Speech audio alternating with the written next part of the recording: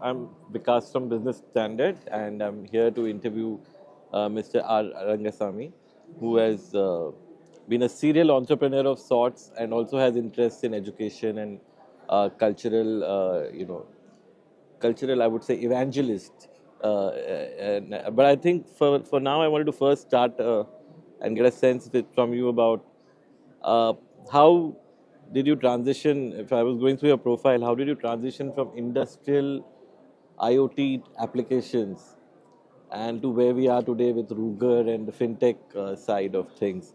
If you can give a sense of your journey. I'm from a tier 2 city guy. I born and brought up there and from a village, and it's Coimbatore is my hometown. I'll start there, and it's an industrial city. I love tech. Because of that, I'll start my journey as a IoT developer, and it's that kind of things I'll start it. But 2013, I'll launch my first fintech company. It's a Universe's payment solution. It's a very earlier startup. Okay. That time, I'm trying to give it the digital payment solution for my industrial customers. So we are giving that collection solutions and their online payments, that kind of. That's too much earlier, and it's 2013 that technology is ready, internet is not ready. It's a failure at that time. But from there, I have a handful of customers, big corporates with me because of my knowledge and IoT things. So that fintech initiation, I'll do it, and it's a failure, but okay. I'm waiting for the right time it comes, and after demonstration, I think okay, it's the right time to re-enter this industry, Right. and then I'll start my career again in RUGR. So this is the short story I'll told how I'll come. So through IoT, I'm entering that industry. I know that what industries want, and then I'll go to fintech, and then again I'll come back with a successful tool. And because of my rural background, I'm seeing a big gap because for the business I'm going to all big cities. It's in all over India, even that world. But I'm seeing the really the digital payments are a digital footprint of that payment for every small business owners or these MSMEs. It's not really it's doing 100%.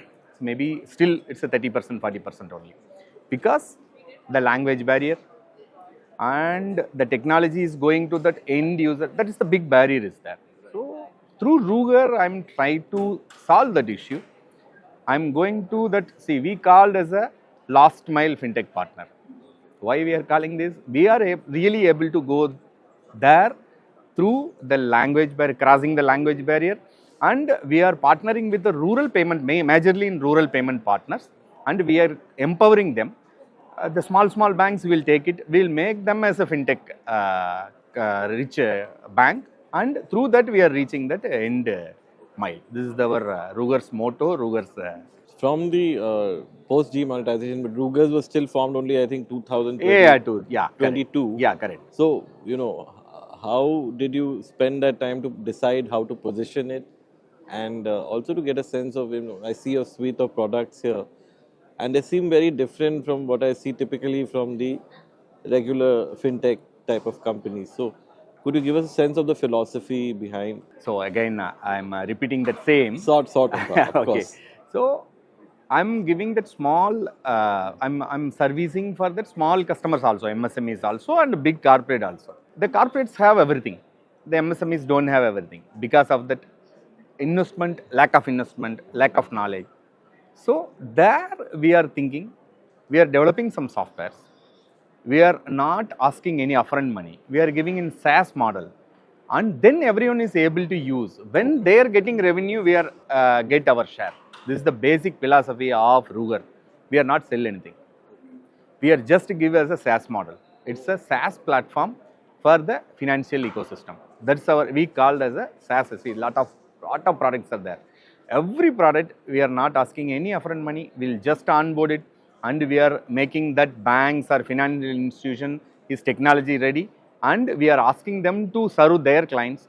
They are getting revenue, we are getting our share. Then you get. So that's a unique proposition because normally, people, if you see an ATM machine, they'll say here is 50 ATM machines, buy them. Exactly. And so how does that work out? I mean, because though it is attractive for a customer, there might also be some hesitance because why is this guy giving it away without charging me? So, Okay, that's the right question. Here we are guaranteed for their business also. How will give it? We are not giving only solution. We are giving behalf of them. We are marketing them okay. for the small banks or the financial institutions. We are going the digital marketing for them. What solutions they have, we are going behalf of them as a marketing agency kind of solutions we are giving. We are penetrate that market. We are flashing that solution to that market. Okay. Because of that, they are getting clients. Acha. So see, anyway, a institution who's under RBI or this kind of peoples are win. Now it's a fintech companies are coming and do some try and solution. Small things are happen. It's a maybe they are survive in 5 years, 10 years. Finally, that who's that structure they are winning. So now we are partnering with that. We are giving that solution through them. Then every day we are getting our cup of tea or bread and butter. So that's the basic idea for this. So behind this. you believe that this will be slightly more sustainable? I mean, when your experience with your clients in the long run builds a long lasting It's a long last because we are going with institutions. These institutions are long lasted. So Indian banking system is very strong because of our thankfully our RBI and their policy. They are withstanding in years, in decades. So we are with them. Then we are also getting our required things. I wanted to get a sense of, I mean, I was very interested, for instance, in this ATM machine that you have. How is it different from the regular offering? Because I think it has some unique features. Yeah, it's For the rural, it's actually it's not a big ATM. It's a mini ATM. It's a very small ATM. If any shop you are going to, it's a no need a big ATM room or something. A small shop, it's a petty shop. You can place this ATM. Right. That is the idea behind it. And we have micro ATMs also. So that complete stack, complete technology with us. So through that, we are a small bank. It's a one branch. The cooperative banks, lot of cooperative banks have only one branch. They are not able to monitor, manage these ATMs. So we are partnering with them. We are giving a white label ATM. Behalf of them, we are giving that ATM services.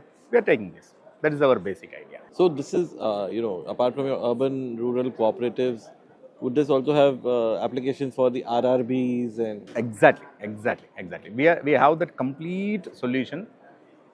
Now we are acquiring Saraswat Infotech. It's a 20 years old CBS company. It's once owned by Saraswat Bank.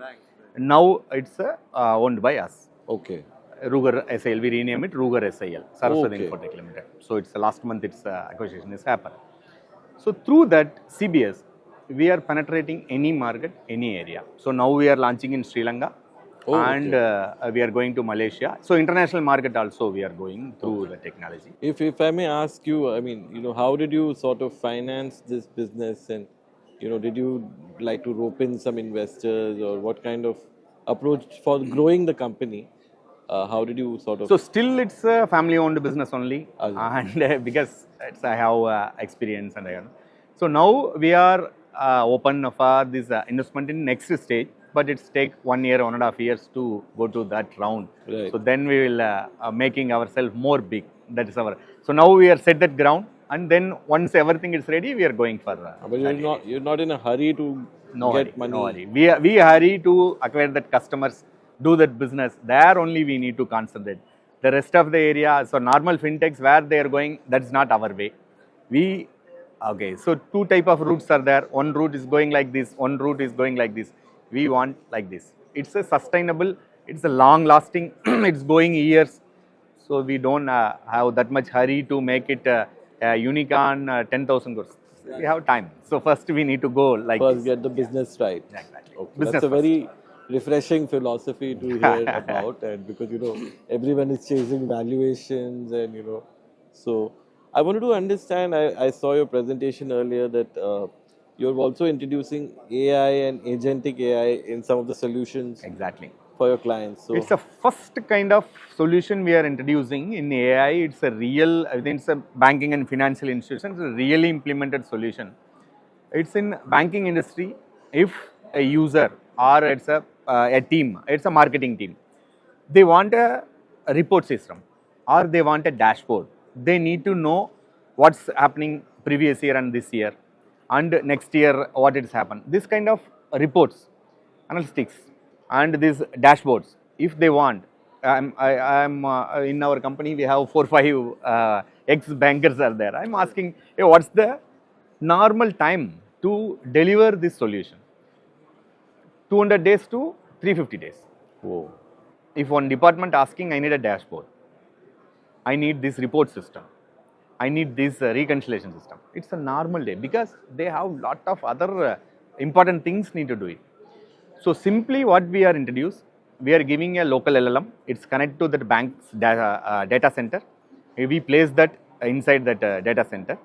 If a manager asking in my branch, what's the performance of last year between this year, what is expected for the next year, where I need to more concentrate, where I need to give more loans, where I need to get it more deposits, where is that, which are the parts, current accounts are good, which are the segments are good. This kind of customized dashboard is the data is unstructured. Also our AI system, within 15 minutes, it's a create that report or dashboard or reconciliation and deliver to him. So that's the, it's in the next 3 months or 4 months, it's changed big thing in banking industry. That's our AI. We are implementing in 2 banks, so we are going big on that area. These are what, regional banks again? It's our regional banks again. But again, if you can do it at a branch level, you can also do it at a headquarter level eventually. We are giving the data center level and giving to that IT team. They are giving to their branch, creating logins and giving to that branches. Okay. But it's a normal person, a bank sales employee getting the data. They don't want to wait for someone is giving the report.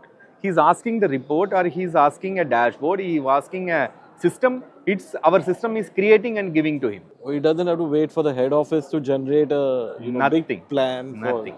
And he's the restricted data only he's access in his branch and his customers. His work area. He doesn't have to know other things. Exactly. And because of that AI, it's generate anything on that particular area where he wants the data, where he able to serve in particular pin code or particular, that's the lot of things are there.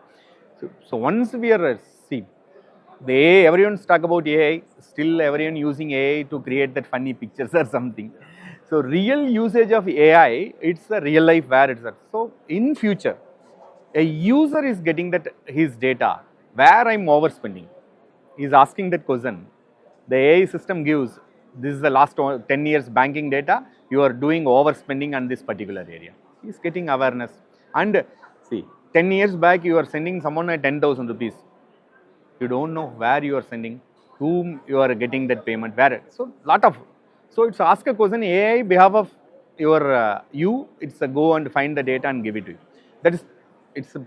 I'm expecting it's a big change it's happened after AI. It's not only in our system, it's a real life. When it's AI comes, the banking is the financial is the first place where the AI comes really to change the big thing. So in these 2 banks that you're talking about, how long has it been since they started using this? It's technology is new. Last 3 months only it's in pilot stage. Okay. But they're very happy. Because of that, we are very confident.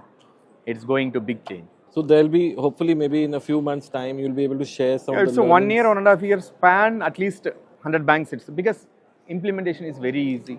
You don't want to do big work. See, if it's going inside bank, you have safe lot.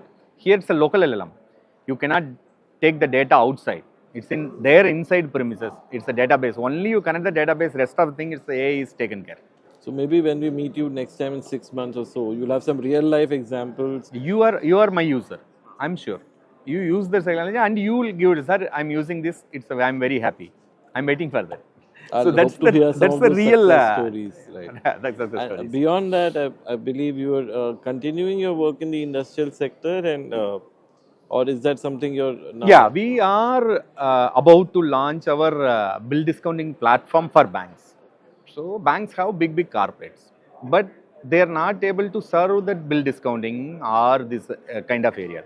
So what we are, in the other product, we have the RUGR campus. The RUGR campus and RUGR FinChain. Behalf of that banks, we are giving that payment collection platform for the schools. It's a RUGR campus. Oh, okay. The bill discounting platform, behalf of that banks, we are giving that industries. It's a FinChain. So here also again, we are going as a partner with bank. We are implementing everything. When they are getting revenue, we are also getting revenue. This is the basic. So this bill discounting thing will be compliant with the TREADS platform. TREADS, it's comes with compliance. That is, it's a TREADS is only. This is the behalf of bank. The banks have that own decision. Their customers, when they are paying to their MSME, they are getting their money back. That's the basic idea. So it's So those are some of the new areas you're venturing in. Yeah, exactly. So all areas connected where the banks are making money. That's the area. So we are also take our share. Just simply for a marketing, I'll go there. I'll told any bank, sir, we make you fintech because they're getting threatened. Branchless banking. It's how many years you are going back to bank? How many times you are using ATM last 2 years? You think it? Very rarely. My branch manager, I went last week because my account was frozen. And he said, we hardly you are have my any customer. work here. But it's a public sector bank and we have to keep the branch open. But he says nobody comes. Exactly. So he gave me tea, he gave me samosa. He said, "Aap aaye, bahut acha laga." So we are trying to solve this. We are technically, see, the banks are having more than any fintech company. Banks are getting customers, it's a goodwill, everything is there. So use that Encash through technology. Give all the services some technology company is giving. Give by a bank. We are behind that, we are taking care of everything. Then the banks are very happy. We are also happy. So That's this the is basic. coming at a critical time because a lot of fintechs are becoming virtual banks, and banks can now become fintechs thanks to you, and give the. Here we are identifying this is the big threat for that banks, but big opportunity for us. We are making that banks, all banks technically rich and digitally everything is ready. Then the banks are having their share. We are also. So this is the basic. So I know we would love to spend more time on this, but Mr. Arangasamy, I think you're on a fascinating journey, and I hope to keep connecting with you to see where you Sure. are next time. Exactly. And we will discuss some of your other ventures, including, like I said, his role as a cultural evangelist. Thank you again. Thank you. Thank you.